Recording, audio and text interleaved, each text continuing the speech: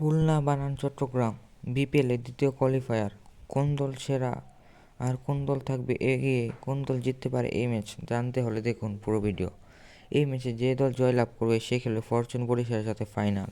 কাগজে কলমে দলের প্লেয়ার ও ফর্ম বিবেচনায় এগিয়ে থাকবে খুলনা টাইগার্স। ব্যাটিং বোলিং দুই দিকেই সমানভাবে পারফর্ম করছে খুলনা টাইগার্স। খুলনার হয়ে ওপেনিং করতে দেখা যাবে নাঈম শেখকে ও সাথে মেহেদী হাসান মিরাজ। তারা দুইজনে রয়েছে ভালো ফর্মে। নাঈম শেখ হলো এবারে বিপিএলের টপ রান স্কোরারের মধ্যে একজন। তাতেই সে যদি জ্বলে উঠতে পারে ভালো কিছুই হবে খুলনা টাইগার্সের জন্য। তিনে দেখা যাবে অস্ট্রেলিয়ান তারকা অ্যালেক রোস। তিনি যে কোনো সময় হয়ে উঠতে পারে ভয়ঙ্কর। চারে দেখা যাবে বাংলাদেশের সেরা ব্যাটসম্যানদের মধ্যে একজন আফিফ হোসেন। তিনিও রয়েছেন ভালো ফর্মে। মিডল অর্ডারে আরও থাকবেন সিমরন হেটমায়ার। হার্ড হিটার এই ব্যাটসম্যান যে কোনো সময় খেলা ঘুরিয়ে দিতে পারে। ফিনিশিংয়ে থাকবেন এই বিপিএলে সবচেয়ে বেশি স্ট্রাইক রেটে ব্যাটিং করা মাহিদুল অঙ্কন। সাথে থাকবেন আরেক তারকা জেসন হোল্ডার। এই লাইন আপের ব্যাটসম্যান যে কোনো দলের জন্য ভয়ঙ্কর।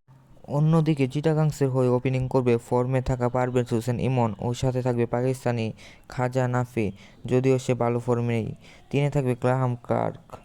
তিনি গত ম্যাচে যে পারফর্ম করেছে সেটা খুবই বাজে ছিল।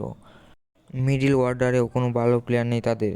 সেখানে দেখা যেতে পারে হায়দার আলীকে এবং সাথে থাকবেন মোহাম্মদ মিঠুন। তাদের কেউ নেই ভালো ফর্মে। ফিনিশিংয়ে থাকবেন মোহাম্মদ শামীম হোসেন। তিনি হলেন দলের সেরা ব্যাটসম্যান। তিনি সবসময় অন্যের দলের আতঙ্কের কারণ। বোলিংয়ে দুই দলই থাকবে সমান সমান। চিটাগাংসের হয়ে বিনোরা ফার্নান্দো, খালেদ আহমেদ, আলিস আল ইসলাম ও আরাফাত সানিরা যে কোনো সময় যে কোনো কিছু করতে পারে।